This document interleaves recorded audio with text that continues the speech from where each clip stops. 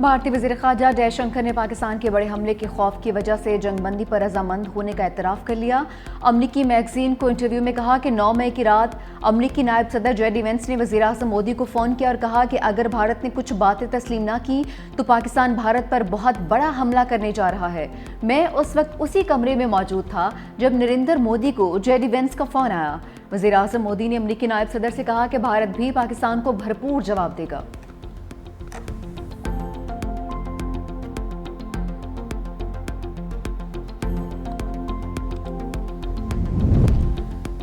جھوٹے بھارت اور چالاک مودی کا پروپیگنڈا پھر رافیل کی طرح منہ کے بل گر پڑا۔ سفارتی محاذ پر بھی بدترین شکست۔ حملے پر کواد ممالک نے بیانیہ منہ پر دے مارا۔ ہندوستان، امریکہ، جاپان اور آسٹریلیا کے وزرائے خارجہ کو قائل کرنے میں ناکام۔ اعلامیہ میں پاکستان کا نام نہ لینے پر الزام۔ واقعے کے مجرمان کو کٹہرے میں لانے کا مطالبہ۔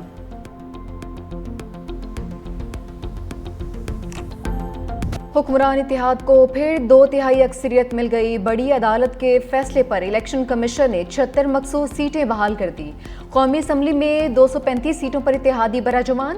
نون لیگ کا مجموعی سکور 123، پیپلز پارٹی کی 74 سیٹیں، جے یو آئی کے ارکان کی تعداد 10 ہو گئی۔ قومی اسمبلی میں کے پی کی خواتین کی 5 مخصوص سیٹیں بحال۔ نون لیگ اور پیپلز پارٹی کو 2-2، جے یو آئی کو 1 سیٹ ملی۔ پنجاب سے قومی اسمبلی کی 11 مخصوص سیٹوں پر ارکان کی واپسی۔ نون لیگ کے حصے میں 10 اور پیپلز پارٹی کے حصے میں 1 سیٹ آئی۔ قومی اسمبلی میں اقلیتوں کی 3 سیٹیں بھی بحال۔ نون لیگ، پیپلز پارٹی اور جے یو آئی میں تقسیم ہوئی۔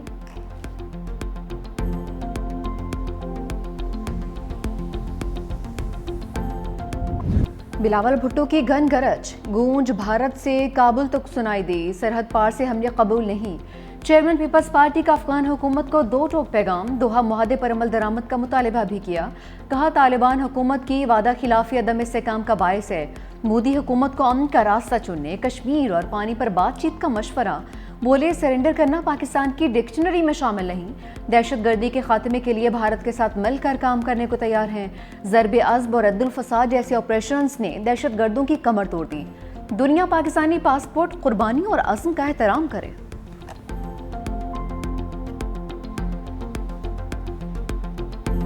ہم سب خان صاحب ہی کے لیے تھے۔ یہ خان صاحب کی ووٹوں سے ہی ہم منتخب ہو کے یہاں آئے تھے اور سب نے یہ ادا کیا کہ یہ ہمارا سم تن من دن خان صاحب ہی کے لیے ہے۔ ہمارا ذاتی اختلاف کوئی بھی نہیں ہے۔ ہم اس پارٹی میں یونائٹڈ ہے اور یونائٹڈ انشاءاللہ تعالیٰ رہیں گے۔ انشاءاللہ تعالیٰ اس کے لیے جو تحریک خان صاحب کریں گے ہم اس کو ایگزیکیوٹ کریں گے۔ جس تحریک کا بھی اعلان ہوگا وہ کس فارم میں ہوگا فیوچر میں، وہ آپ کے سامنے ان ڈیو کورس انشاءاللہ تعالیٰ آ جائے گا۔ بانی تحریک انصاف کے حوالے سے جو فیصلہ کریں گے قبول ہوگا۔ چیئرمین پی ٹی آئی بیرسٹر گوہر کا اعلان۔ پارٹی میں اختلافات کی خبروں کو مسترد کر دیا۔ کہا کسی کو تحریک عدم اعتماد لانے کا شوق ہے تو پورا کرے، ہم سب متحد ہیں۔ سلمان اکرم راجہ نے کہا کہ 8 فروری نہیں بھولیں گے، بانی کی رہائی کے لیے جنگ جاری رہے گی۔ شیخ وقاص اکرم نے جیلوں میں قید کارکنان کی بیماریاں لگنے کی جوڈیشل تحقیقات کا مطالبہ بھی کیا۔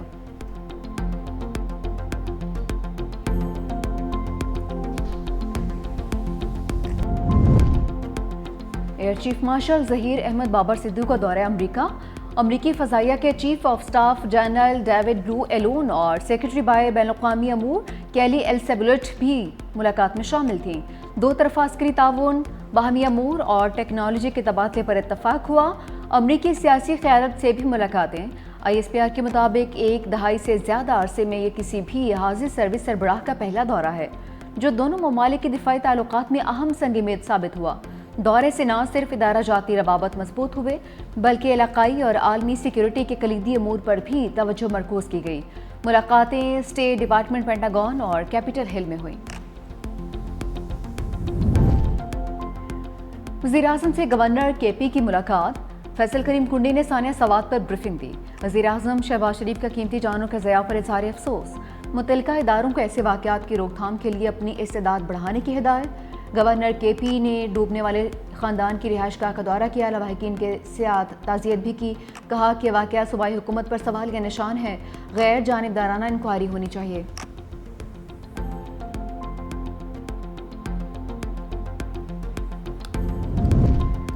ثانیہ سوات کے بعد تجاوزات کے خلاف گرینڈ آپریشن، 65 سے زائد ہوٹل اور ریسٹورنٹس مسمار، سیاحتی مقام ہرنو میں بھی تجاوزات کے خلاف آپریشن، ایبٹ آباد میں آبی گزرگاہوں کے اطراف 200 فٹ پر تجاوزات ہٹانے کا کام جاری۔ دوسری جانب ثانیہ سوات پر پشاور ہائی کورٹ میں سماعت، چیف جسٹس نے کمشنر ملاکن، ہزارہ، کوہاٹ، ونو، ڈی آئی خان اور متعلقہ اضلاع کے ریجنل پولیس آفیسر کو طلب کر لیا۔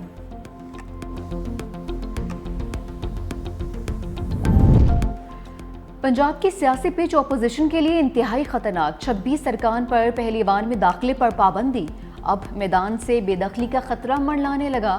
صوبائی اسمبلی سیکریٹریٹ نے ریفرنس تیار کر لیا، دستاویزات میں سابق چیف جسٹس عمر عطا بندیال کا فیصلہ بھی شامل۔ وزیر اعلیٰ پنجاب مریم نواز کی تقریر کے دوران احتجاج پر ایم پی ایس کے خلاف قانونی شکنجہ کسا گیا ہے۔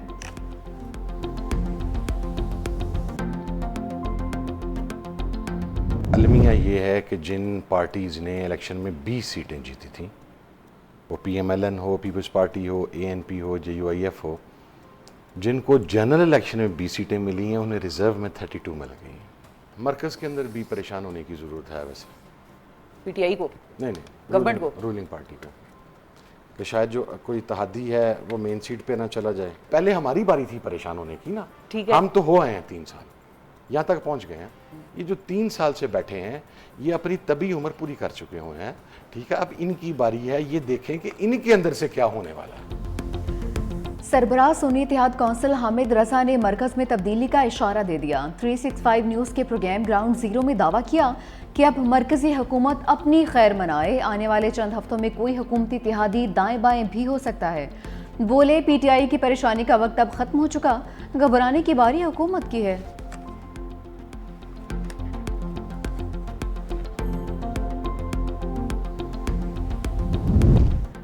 باجوڑ میں دشمنوں کا بزدلانہ وار، آئی ای ڈی دھماکے میں اسسٹنٹ کمشنر اور تحصیلدار سمیت 5 افراد شہید، 17 زخمی۔ ضلع انتظامیہ کے مطابق دہشت گردوں نے اسسٹنٹ کمشنر کی گاڑی میں نصب بارودی مواد سے دھماکہ کیا۔ شہداء کی نماز جنازہ پولیس لائن باجوڑ میں سرکاری اعزاز کے ساتھ ادا۔ وزیر اعظم شہباز شریف کی واقعے کی مذمت۔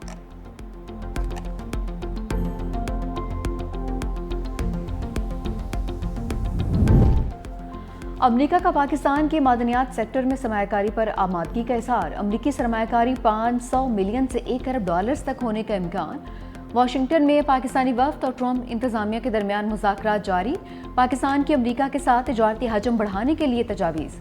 سفارتی ذرائع کے مطابق پاکستان اور ٹرمپ انتظامیہ کے درمیان نیا تجارتی معاہدہ نئے تعلق کی بنیاد رکھے گا۔ پاکستان امریکہ میں پاکستانی ٹیکسٹائل انڈسٹری کو مزید فروغ دینے کا خواہش مند ہے۔ امریکی سرمایہ کاروں کو مختلف شعبوں میں سرمایہ کاری کی دعوت، ٹرمپ انتظامیہ کی پاکستان کے ٹیک سیکٹر میں بھی سرمایہ کاری کرنے میں دلچسپی۔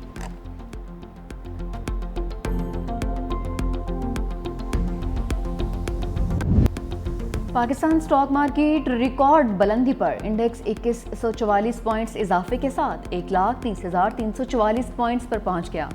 آخری 4 کاروباری دنوں میں انڈیکس 8,297 پوائنٹس بڑھ چکا۔ مارکیٹ کیپٹلائزیشن 239 ارب روپے سے بڑھ کر 15,712 ارب روپے ہو گئی۔ انٹر بینک میں ڈالر کی قدر میں بھی 4 پیسے کا اضافہ 283 روپے 80 پیسے کا ہو گیا۔ کراچی سمیت ملک بھر کے بجلی صارفین کے لیے اچھی خبر، ناپرا نے بجلی کی بنیادی ٹیرف میں فی یونٹ 1 روپیہ 16 پیسے تک کمی کی منظوری دے دی۔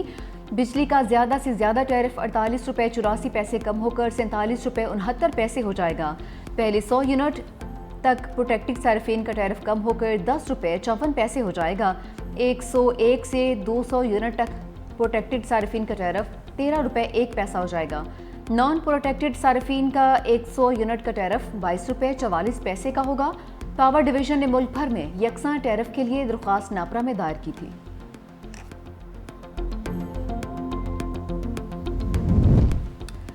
وزیر اعظم شہباز شریف سے پاکستان میں سعودی سفیر نواف بن سعید المالکی کی ملاقات، وزیر اعظم کا خادم حرمین شریفین شاہ سلمان اور سعودی ولی عہد شہزادہ محمد بن سلمان کے لیے پرخلوص جذبات کا اظہار۔ وزیر اعظم نے مشرق وسطیٰ میں امن کے لیے سعودی عرب کی کوششوں کی تعریف کی، پاکستان اور بھارت میں جنگ بندی کے لیے مفاہمت پر بھی سعودی عرب کے کردار کو سراہا۔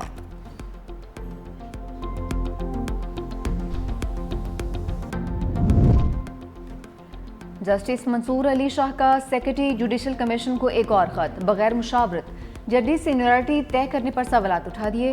लिखा, आर्टिकल 200 के तहत सदर मुमलिकत सीनियरिटी तय करने से पहले चीफ जस्टिस से मुशावरत के पाबंद थे। सदर मुमलिकत ने जल्दबाजी में खुद ही सीनियरिटी तय की थी। मामला इंट्रा कोर्ट अपील में भी ज़ेर इल्तवा है। ज़राए के मुताबिक जस्टिस मंसूर शाह ने खत गुज़िश्ता रोज़ जुडिशल कमीशन के इजलास से पहले लिखा था। पाकिस्तान का स्ट्रेटेजिक बिटकॉइन रिजर्व कायम करके डिजिटल मैशत की जानिब तारीखी कदम। वज़ीर-ए-आज़म के मुआविन ख़ुसूसी बिलाल बिन साकिब ने आलमी सतह पर पाकिस्तान की नई पहचान मुतारफ़ करवा दी। पाकिस्तान में पहली डिजिटल एसेट्स अथॉरिटी के क़याम का भी ऐलान। ओवरसीज़ पाकिस्तानियों के लिए स्टेबल कॉइन्स के ज़रिए तरसीलात ज़र मज़ीद आसान और सस्ती होने की तवक्को। इक़दाम आलमी सरमायाकारी के लिए राहें भी हमवार करेगा।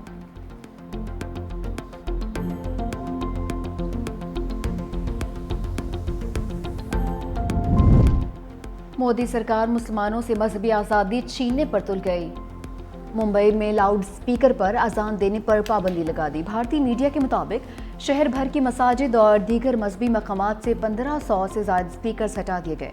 मुसलमानों को सिर्फ मजहबी त्योहारों के दौरान ही लाउड स्पीकर इस्तेमाल करने की महदूद इजाज़त दी जाएगी।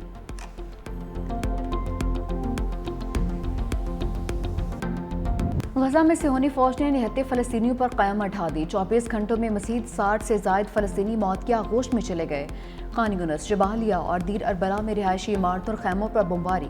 खुराक की तलाश में निकले फ़लस्तीनियों पर भी हमले। इसराइली फ़ौज ने खान यूनिस में एक बार फिर इनखला के अहकाम जारी कर दिए। हज़ारों फ़लस्तीनी दर बदर की ठोकरें खाने पर मजबूर। ईरानी पार्लियामेंट और ईरानी सुप्रीम काउंसिल की तौसीक के बाद सदर मसूद पेज़ेश्कियान ने अक़वाम मुत्तहिदा की जौहरी एजेंसी IAEA से ताउन मुअत्तल का बिल नाफिज कर दिया।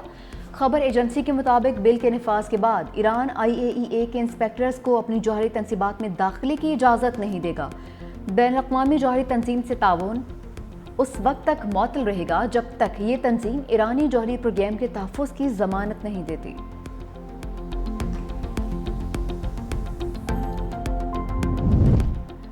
ईरानी वज़ीर ख़ारजा अब्बास इराक़ची ने फ़र्दो जौहरी तनसीब को शदीद नुकसान पहुँचने की तस्दीक कर दी। अमरीकी मीडिया को इंटरव्यू में कहा, किसी को क़तई तौर पर मालूम नहीं था कि फ़र्दों में क्या हुआ है, लेकिन जो हम जानते हैं वो ये है कि अमरीकी बमबारी से फ़र्दो जौहरी तनसीब को शदीद और संगीन नुकसान पहुँचा है।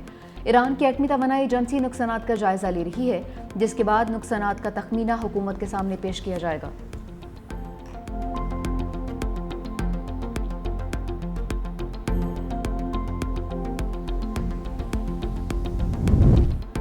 एशिया कप भारत के बजाय न्यूट्रल वेन्यू दुबई में होगा। इवेंट में रिवायती हरीफों पाकिस्तान और भारत के दरमियान 3 बार टाकरे का इम्कान। भारतीय मीडिया के मुताबिक 5 सितंबर से शुरू होने वाले टूर्नामेंट में पाकिस्तान और भारत का ग्रुप स्टेज का मुकाबला 7 सितंबर से खेला जाएगा। दूसरी बार सुपर 4 स्टेज में रिवायती हरीफ आमने सामने होंगे। T20 फॉर्मेट में होने वाले एशिया कप का फाइनल 21 सितंबर को खेला जाएगा।